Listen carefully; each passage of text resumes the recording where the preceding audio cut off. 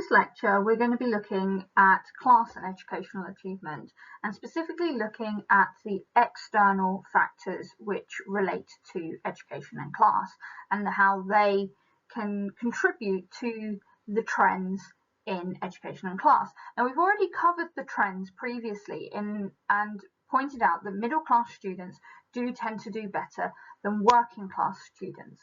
And so this is where we're going to look at why that is. Why are we seeing that trend? Now, before we do that, we do need to think about what we mean by class, because it's not a simple term to quantify in order to use it in research. Traditionally, class, we think about working class, middle class, upper class kind of terminology, and we still use that kind of terminology today, but the traditional definitions of social class were based around wealth, occupation, and education. Now, this has its own issues, because in some regards you can have a very high level of education but not be very wealthy, or not have a very good occupation. You could have a very good occupation but not have a very good education. You could be asset wealthy but cash poor, and what that means is that you perhaps have a lot of wealth in things like housing, cars, stocks, businesses and things like that, but you have very little in the way of ready cash in order to pay bills or groceries and things like that. So this traditional class system is actually quite difficult to use, in the sense of where do you fit within this class system. So to give you an example, using the categorization that the traditional system uses, based on my wealth, I'd be working class. I have no savings. I don't earn a massive amount of money. I don't own my own house. I don't have any assets. So therefore, I would be considered, under the wealth category, I would be considered working class. However, my occupation and my education put me in the middle class bracket, because I am a professional, apparently, as a teacher, and I have a postgraduate certificate of education, which is kind of like half a master's type thing. Love to have a master's, can't afford it. I'd also like a PhD. I'd love to be Dr. Constable, but I don't think that, no, definitely not going to happen. Too much money. Anyway, back to the point. This kind of system means that not everyone's really sure where they fit. So in 2007, the British Social Attitude Survey came up with a new system of classes, and this system had 7 different classes: the precariat, emergent service class, traditional working class, new affluent workers, technical middle class, established middle class, and the elite. And what they did is, for this categorization, they looked at economic capital, to look at your income, your savings, if you own your own house, how much the house is worth, your assets, things like that. They look at your social capital, and that's the number and status of the people someone knows. So basically looks at who your friends are, who your colleagues are. So the more important people that you know, the higher up the class system you are. And then it looks at cultural capital, which in this sense, because we're going to use this term again, and it's got different meanings in different contexts, but in this definition, cultural capital is defined as the extent and nature of cultural interests and activities. So it's looking at what your hobbies are, what your interests are, and they've kind of, in terms of looking at it in terms of mass culture, which is mass produced, commonly accepted by everybody type culture, and high culture, which is things that are considered posh. To put a blunt word on it, it's posh stuff: ballet, opera, croquet, polo, things like that, things that we associate with the rich and powerful. So again, there is that problem where people perhaps could fit into more than one class. And the British Social Attitude Survey didn't particularly clarify what was what. So again, looking at myself, I could be part of the new affluent workers with a decent wage, decent amount of disposable income, but then I could also still be part of the established middle class because of my social capital. A lot of my friends are professionals, university graduates, teachers, and as well as my cultural interests tend to be, well, not posh, but also I'm not necessarily what would be considered working class or popular culture. I do like going to the movies and things, films and things like that, but I also like reading and documentaries, and yes, I'm a geek. We've established that one. Okay, so although sociologists use the term social class in terms of looking at educational achievement, what they're actually talking about is the advantaged versus the disadvantaged. And we kind of talked about this before when we were looking at measuring educational achievement. But what we're looking at here is people or students who are considered the disadvantaged are those who qualify for free school meals or have done in the last 6 years.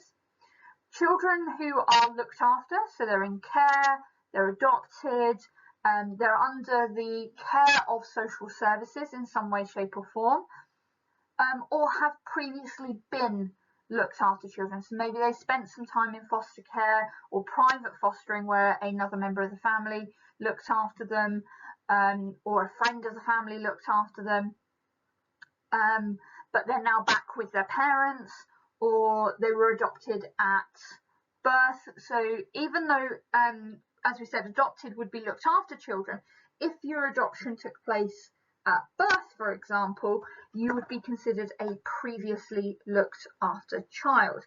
Now, again, it depends on whether the adoption was a private adoption or a state adoption. Private adoptions tend to be more private, and there's less issues. Not to say there aren't issues, but there are slightly less issues with a private adoption from birth. It's usually a case of the biological parent doesn't want to keep the child themselves, but they've met the adoptive parents and are happy with them taking the child at birth. And finally, they include children whose parents are in the armed services. Now, as we said before, these children are considered part of the disadvantage because they may have had a very broken education, moving around different bases, different places. It may be that they haven't at all, but under the definition, they are considered the disadvantaged children, despite the fact that they may not be economically disadvantaged. So for sociologists, when they're talking about working class, or they're really talking about is those who are classified as the disadvantaged and those who are not classified as the disadvantaged. Okay, so one of the ways they do this is they look at free school meals and pupil premium as a way of measuring the advantage and disadvantage. But is that really the best way? Well, some would argue it is, because it creates standardization. It gives an equal measure across populations. Everyone is measured by the same standards. Free school meals are, or people who are eligible for free school meals are eligible if their household income is under £16,000 a year, regardless of where you live in the country, regardless of your ethnicity or status or anything like that. If you have a household income of under £16,000 a year, you are entitled to free school meals. Now, it doesn't mean you necessarily take them. I was eligible growing up, but my mum made us take sandwiches every day.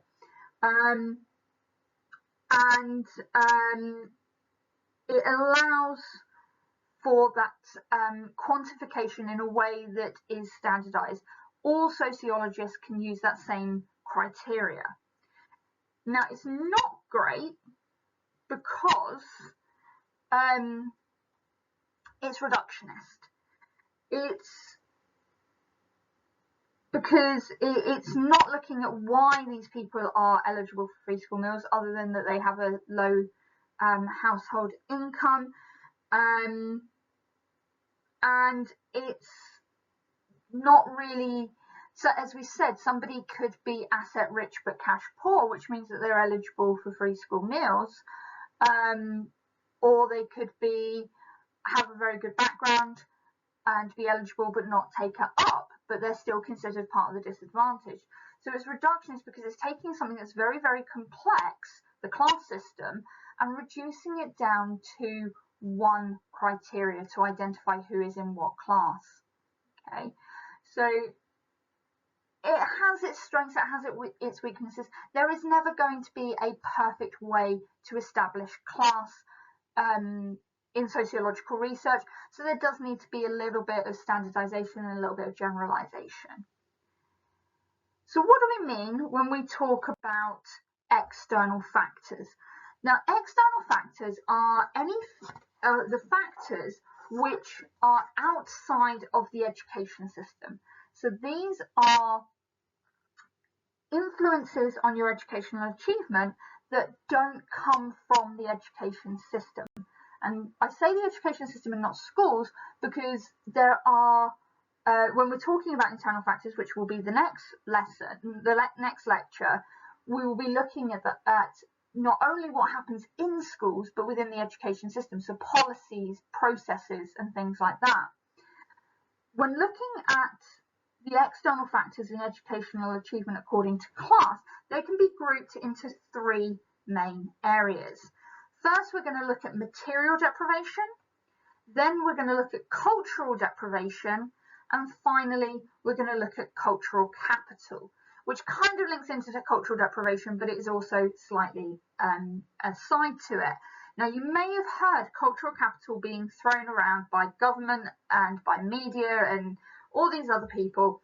Their definition of cultural capital and the sociologist's definition of cultural capital, which comes from Bordeaux, I'm actually check that. Bordeaux is actually quite different. It's almost like they've kind of bastardized the term, and no, I'm not swearing. They've changed it and adapted it to fit their needs and to fit their agenda. But we're going to look at it from Bordeaux's perspective and what Bordeaux meant by cultural capital. Okay, so although there are multiple factors, we've kind of grouped them. So let's look first of all at the material factors which impact educational achievement by social class. Now, when we talk about material deprivation, what we mean is people who are lacking the necessary materials and economic means to function efficiently and comfortably, and in this context within the education system. So it's about not having the material means, the economic means, to be able to engage in education comfortably and efficiently. Okay, and this again can be broken down into two types. So there's two types of material deprivation. The first comes from Douglas in 1964, and he refers to it as home and health. So he argues that lower income families are disadvantaged in education for a number of reasons, which are which are often cumulative in nature, but in terms of things like overcrowded housing.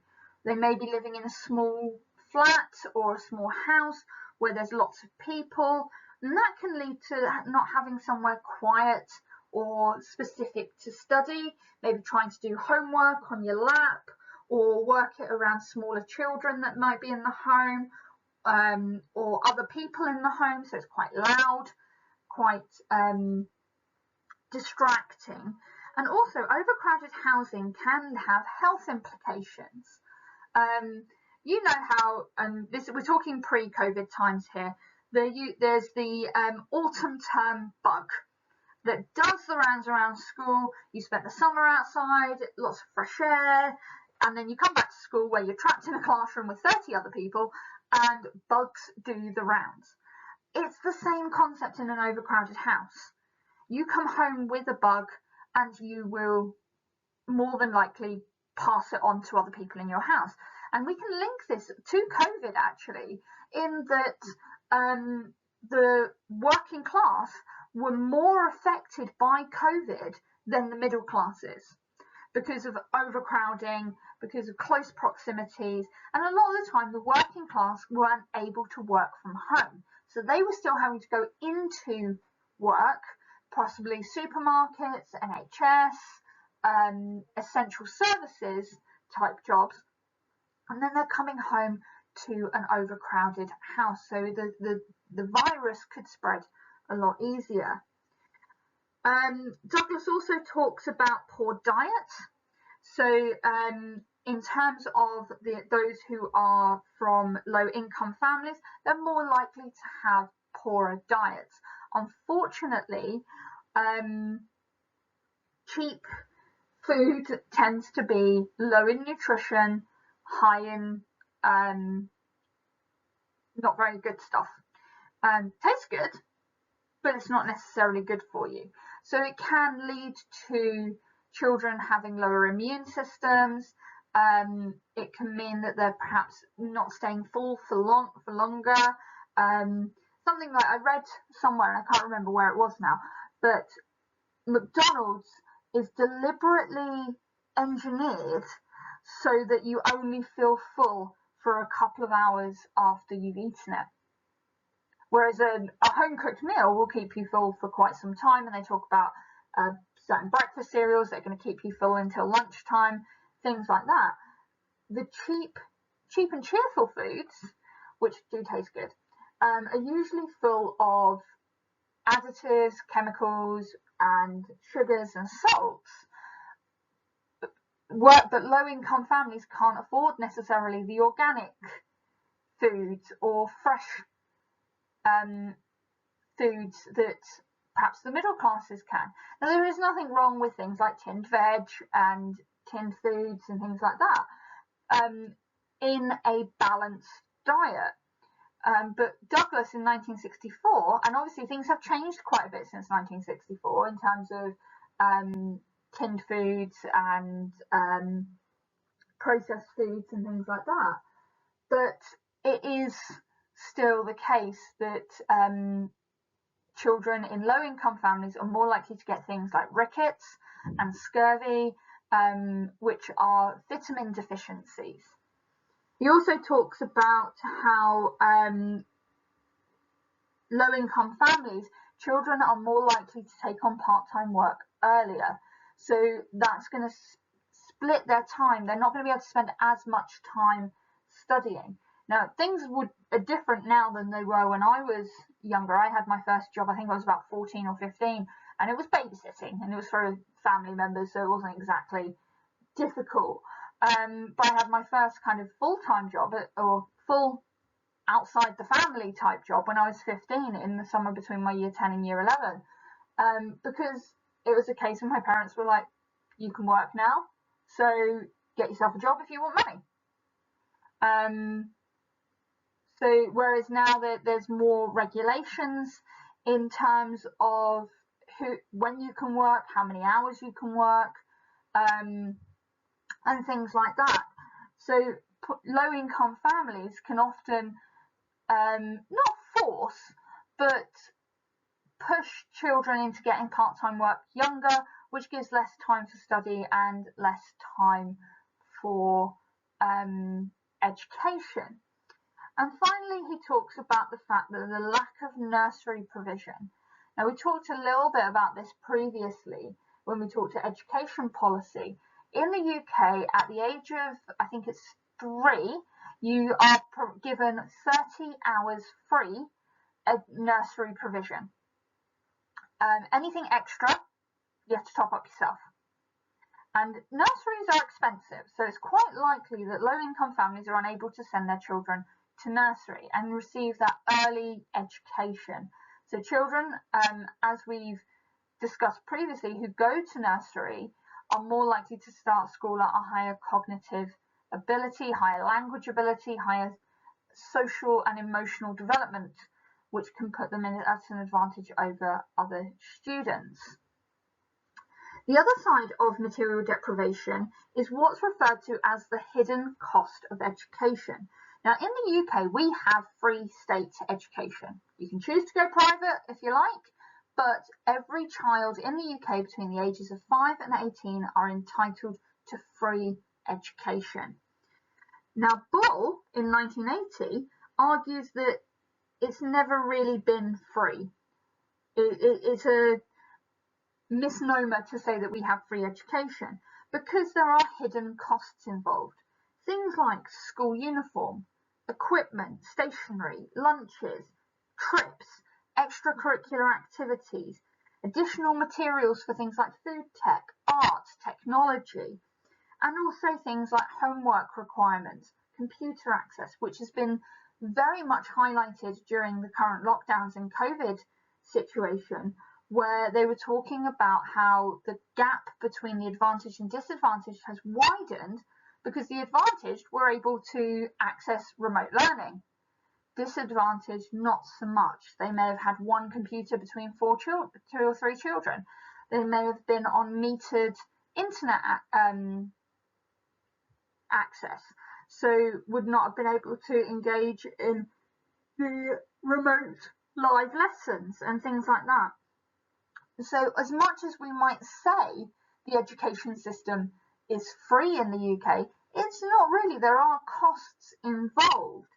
And Tanner points out in 2003 that this financial burden that is felt by these low-income families can lead to children being stigmatized and bullied, which might then deter those children from entering into further and higher education. And it's things that they may be stigmatized because they can't afford to go on the school trips, or that they can't afford the latest football boots or other equipment that is required for school. They might be in hand-me-down school uniforms. I mean, a lot of the time you see year 7s at the beginning of their first year and they look like sacks tied in the middle. They've got bags bigger than they are. They've got blazers that are 3 sizes too big because parents want to buy one blazer that they grow into over the course of their time at the college. But these kind of financial implications for some families can be quite intensive. So that can affect educational achievement. If you haven't got the equipment to do the work, that can make it very difficult. Now, the next one we're going to talk about is cultural deprivation. Okay, and what we mean by this is cultural deprivation outside of school suggests that the working class lack the necessary views, attitudes, and knowledge to support necessary for educational success. So what they're suggesting is that their habitus, which is a word that comes from Bordeaux, I think. No, yes, Bordeaux. There's too many B names, I get confused. Comes from Bordeaux. He suggests that the working class or the disadvantaged habitus or culture is not the same as the schools. So therefore, working class students are at a disadvantage. So there are 3 main ways that students can be culturally deprived from that outside of school. So the first is parental interest. And Douglas and Feinstein in 1964 and again in 1998 said that working class parents are less likely to take an interest in their children's educational success. They're generally less supportive, lacks in discipline, less motivating, and less likely to engage with schools in terms of parents' evenings or in supporting their children compared to middle class parents. We then got Hyman and Sugarman and Bordeaux who talk about this habitus, these values and beliefs. And Hyman and Sugarman suggest that there are extreme differences that exist between the working class and the middle class. And Sugarman identifies these foci, what he refers to as working class foci, that's F-O-C-I, and middle class foci, which are at extreme opposites to each other. And as we said before, the education system is a middle class institution. So the education system is going to be built up around these beliefs. So you've got Sugarman identifies in the working class fatalism, meaning that this is how things are. It's almost like believing in destiny. I am working class, this is how it's meant to be. Okay. Collectivism being a strong belief in the group. I am part of the group and I cannot do anything against the group. Present time orientation, which means they're more concerned with what's happening now than the past or the future. And immediate gratification. I want the reward now. I don't want it in 5 years' time. I don't want it in 10 months' time. I want it now. I want to feel the success now. Okay. When compared to the middle classes, who are whose foci include optimism, and not in terms of optimism in terms of feeling happy all the time, but there's room for growth, there's room for movement, and I can do whatever I want to do. I'm not confined by anything. Individualism, so it's all about themselves, and they're more interested in what's to their benefit rather than the group. Delayed gratification, so here they're more likely to be looking at where is this going to get me? What can I get in the future? So it's kind of like, I'm going to work hard in year 7 and 8 because I want good GCSE grades in year 11. I'm going to work hard in year 12 because that's going to get me good grades in year 13. And then I can get into university. It's almost like having those future plans and knowing that eventually I will get the rewards that I want, but I need to work hard for it now. Okay, and finally, and again, that kind of links in with the final one of future time orientation. They have a plan. It's about what's next, not what's happening now. It's about what's next. What do I need to do to get to that next step?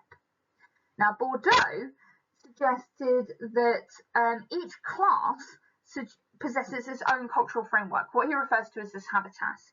And this habitus is what shapes views and beliefs and values. And Bourdieu suggests that actually because schools have a middle class habitus, because they are middle class institutions, it gives the middle class students an advantage, but at the same time enacts symbolic violence upon the working class. If you remember what we mean by symbolic violence, we don't actually mean that people are beating up the working class. It's not physical. It's saying that their culture, their foci, their habitus is less than the middle class. It's not as good as the working class, and they should be aspiring to this middle class values. Now, the final one for cultural deprivation is something we talked about before, language codes, coming from Bernstein in 1975. And Bernstein says that the working class and the middle class have different language codes. The working class are restricted, the middle classes are elaborate. And again, because the education system is built around middle classes, schools tend to use the middle class elaborated code. But children are socialized into these language codes from an early age. And working class children are going to be socialized into this restricted language code of limited vocabulary, grammatically simple, lots of gesticulation, it's context bound, and it's particularistic. It's literal. There's not a lot of abstract or I can't remember what the other word was, but it's whereas middle class language codes are large in vocabulary, grammatically complex, elaborated, abstract, and universal. They don't require context. When we mean what we mean by universal is they don't require context. They can be understood in any situation. Now, Bernstein never said that the working class language code, the restricted language code, was any worse than the elaborated code. He just said that they were different. But the education system has again used symbolic violence against the working class by lessening their language codes and saying it's not proper English, which again can lead to educational underachievement. Now, whether or not you agree is up to you, but the final one we look at is this idea of cultural capital that comes from Bourdieu. And we have a nice picture there of Bourdieu, looking very suave. But what Bourdieu means by cultural capital is having the economic, the cultural, and the social means to transfer one form of capital to another. So, for example, he talks about economic capital, meaning money, property, land, location. He talks about cultural capital, and in this sense, it's your tastes, your arts, your interests, your hobbies, things like that, and your social capital, who you are, who you know, where you're from. The idea of you get where you are not by what you know, but who you know.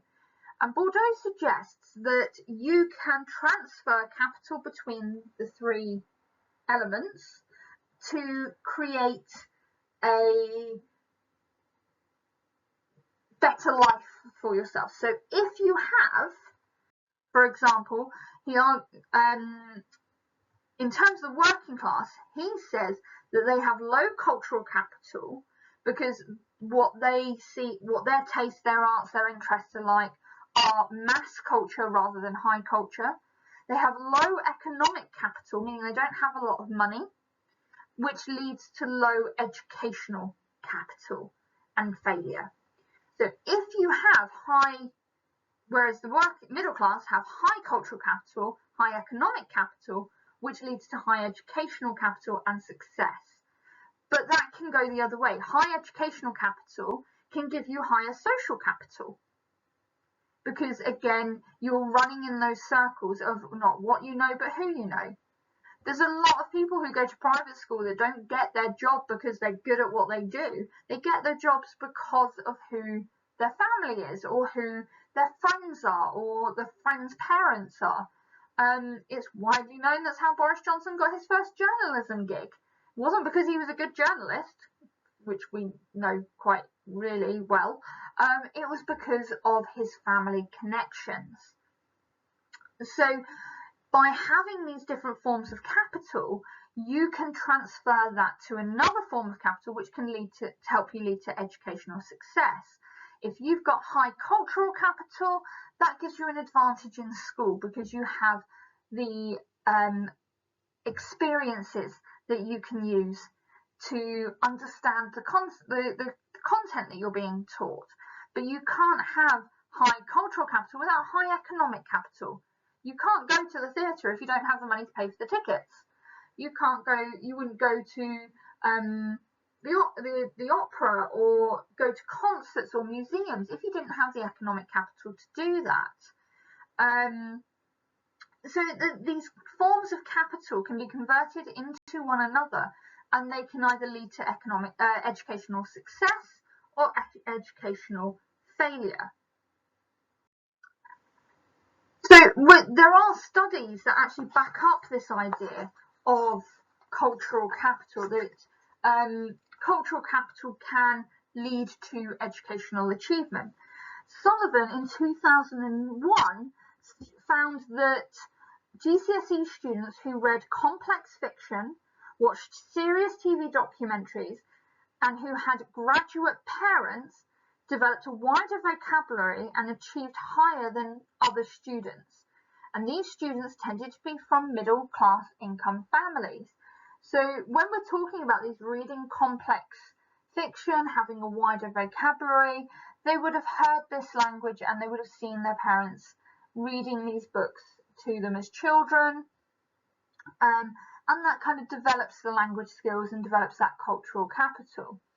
You've also got Putnam, who called his study Bowling Alone, and Putnam identifies or talks mostly about social capital, and he identifies the significance of social networking when realizing your potential. The idea being that if you've got high levels of social capital, you are more likely to consider yourself as having potential, because you'd have more opportunities open to you by these connections that you have. And it's again that old boys network, to coin the phrase, and not what you know but who you know, that can then create a sense of potential. And the sense of potential means that you're more likely to then apply for more higher level jobs, because you look at the job description and I can do that, I've got the potential to do that, I can do that. Whereas others might look, those without that kind of social capital, where they haven't got those people to kind of go, well, here's an opportunity, or here's another opportunity, or here's something you could do, might kind of look at a job description and go, no, that's not for me. No, I couldn't do that. That's above what I'm capable of. And again, it's the creation of the opportunities, not what you know, but who you know. And finally, we've got Gurwitz, who talks about the combination of cultural capital, marketization, and parental choice. So Gurwitz highlights that parents' levels of cultural and economic capital lead to major differences in parental choice and those marketization policies of open enrollment.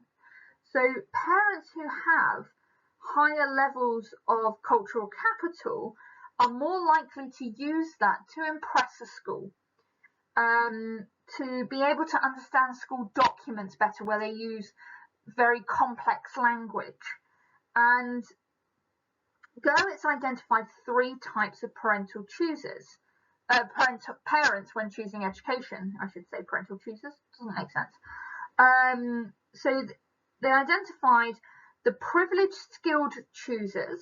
So these are the people who are able to manipulate the system, game the system to get their children into schools that they want to, and that could be that they are able to move catchment areas, they're able to manage the appeals process if they don't get in on the first go round, they're able to make themselves desirable to the school. You then identified the disconnected local choosers. So this is the other end of the spectrum, and this is where my parents fit in, where it was a case of, if it's good enough for me, it's good enough for you. It's the local school, it's fine. And that was literally what my parents said to me when I asked why I was going to the secondary school I was. It was good enough for them, it's good enough for me. Okay, so these are the parents who are just kind of like, it's a local school, that's fine. They're disconnected, they're not engaging in that parental choice that's there. And then you've got those semi-skilled choosers in the middle who kind of understand the system, kind of understand the language, kind of understand what's going on, but perhaps if they didn't get in on first choice, are unlikely to appeal the decision. So these 3 studies kind of back up Bourdieu's view of cultural capital and how cultural capital can influence educational achievement from an outside of education perspective. So we've just looked at all the reasons why educational underachievement by working class or disadvantaged students is caused by external factors. So in evaluating these, we're going to look at counter-arguments and say, well, that's not the case. It's not just because of these external factors, the cultural capital, material deprivation, etc. There are other factors, or just there are problems with the theories in themselves. So first of all, we've got Keddie in 1973 who criticises cultural deprivation theories by saying they're blaming the victims. It's a way of saying that, and it's not just victim blaming, it's also symbolic violence against the working class. Keddie says a child cannot be deprived of its own culture. It's not that working class culture is less than middle class culture, it's just different. It's not deficient in any way, it's different. And the focus should be on challenging these prejudices against working class culture, not trying to eradicate or change the working class culture to be more middle class in order to fit with the education system. So for Keddie, cultural deprivation as a cause of working class underachievement is lacking because it's really quite, as I said, symbolic violence against the working class and suggesting that they are lacking or deficient in some way, when in fact they're not. The other one we can look at is the idea of parental interest. And Blackstone and Mortimer in 1994 pointed out it's not that working class parents are disinterested in their education, but it's more likely that they're time poor. And what we mean by that is they're more likely to be working in shift-based industries or working more than one job, working long hours in the job that they do have, so they're less likely to have the time to engage in education of their children. They're less likely to be able to sit down with them in the evenings and kind of go through their homework with them, or attend parents' evenings, or do the sort of things that middle class parents can do, turn up to school events. A lot of these things take place during the school day when people are at work. Parents' evenings. Now, it's slightly different now that we have online parents' evening, which personally I prefer. And it does mean, and we have seen at the college as well, with online parents' evening, we have got higher levels of engagement. But also with parents' evenings, maybe they can't get a babysitter for younger children. You don't want to trek around parents' evening with small children. There's enough children there when you're dealing with the one that's the parents' evening is for. So Blackstone and Mortimer kind of again point out this symbolic violence against the working class by saying that their lack of engagement in the education of their child is because they're disinterested, and when it's not disinterest, it's being time poor. The language codes argument is criticised by Tronia and Williams in 1986, and kind of goes back to Keddie's argument of suggesting that the working class is deficient in some way. And Tronia and Williams say that the working class are underachieving because they're not using proper English, they're not using complex sentences, and it's because they're working class, is actually, again, symbolic violence, but also it's a classist way of looking at things. And it's saying that, again, that the working class are deficient in some way when they're not deficient in any way, they're just different and have a different way of speaking. So schools need to change their attitudes towards language, and that doesn't mean that schools should allow swearing. That's an accepted no-no, but it should be that perhaps they should be more aware of cultural differences in language, not just with ethnicity, but in terms of class, so that children don't feel that they are lacking in some way. And I'm no good at English because I can't talk proper English is not true. We then got policies, and the fact that there are policies in place to kind of help overcome this cultural deprivation, suggesting that perhaps there are other reasons why disadvantaged students are underachieving. We've got pupil premium to support materially deprived children. There are after-school clubs a lot of schools now run after-school homework clubs where students are able to use school equipment to complete their homework before they go home.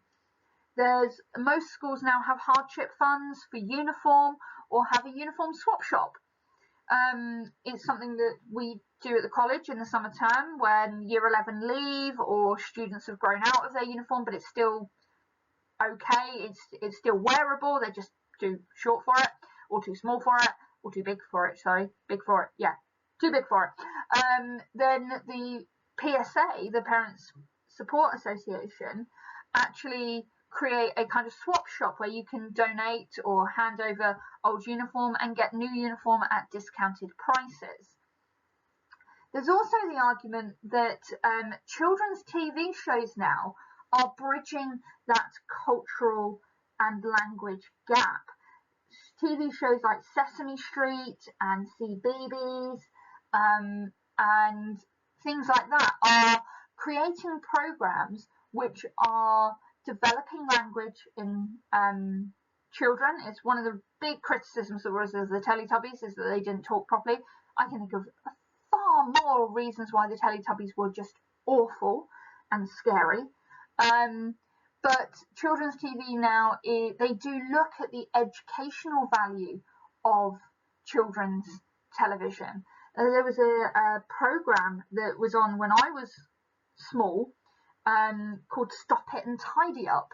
And it was a cartoon voiced by Terry Wogan teaching children how to behave. And all the characters were things that parents would say to their children. Stop it, tidy up, brush your teeth, go and play. And my favourite, the big bad I said no. You can look it up on YouTube. It's the episodes are only about 5 minutes long, but you can look it up on YouTube. And finally, this whole argument, these external factors on educational achievement by class are very deterministic.